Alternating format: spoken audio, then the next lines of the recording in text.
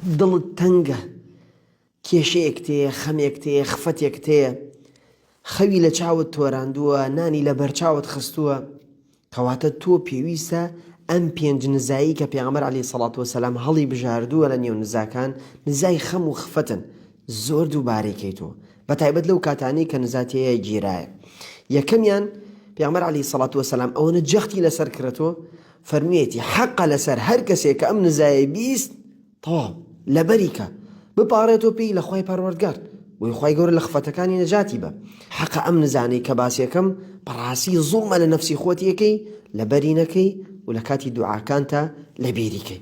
یەکەمیان پێغەمبەر عەلەیهی سەڵات وەسەلام فەرمێ بڵێ اللهم إني عبدك وابن عبدك وابن أمتك ناصيتي بيدك ماض في حكمك عدل في قضاؤك أسألك بكل اسم هو لك سميت به نفسك أو علمته أحدا من خلقك أو أنزلته في كتابك أو استأثرت به في علم الغيب عندك أن تجعل القرآن ربيع قلبي ونور صدري وجلاء حزني وذهاب همي. أما يكميان بيعمر فرنا صلى الله عليه وسلم هل كسي أمن الزايا دوباره بكاتو زور بيليتو أفرمي إلا أذهب الله همه إلا خواي پروردگار أو بيتاقتي دل تنجي خفتي لا أبال سرسيني أي قوري بفرح بخوشي.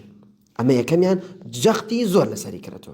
دوميان أفرمين لكاتي نارحتي كان بلين اللهم رحمتك أرجو فلا تكلني إلى نفسي طرفة عين وأصلح لي شأني كله لا إله إلا أنت.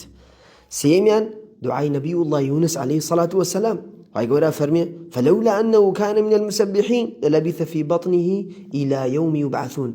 يونس عليه الصلاة والسلام أمن زي زور دبارة كردو ويخواي پروردگار نجاتي دا لكو تاي آية تكافرين وكذلك ننجي المؤمنين. هر بوشي وازيش هر إيمان داري بمشي وازب بارتو نزابك يما رزقاريكين بار رزقارتك بلي لا إله إلا أنت سبحانك إني كنت من الظالمين.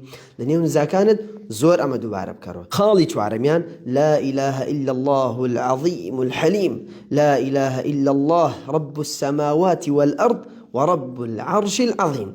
وخالي بيان جميعا وارد بو پیغمبر صلى الله عليه وسلم لكاتنا راحتي كان فرميتي اللهم إني أعوذ بك من الهم والحزن ومن العجز والكسل ومن البخل والجبن ومن ضلع الدين وغلبة الرجال.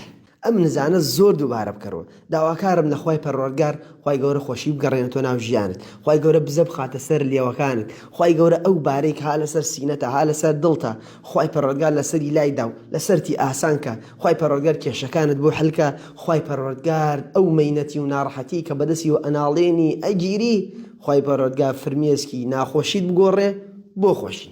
ئامین وسلام عەلەیکم.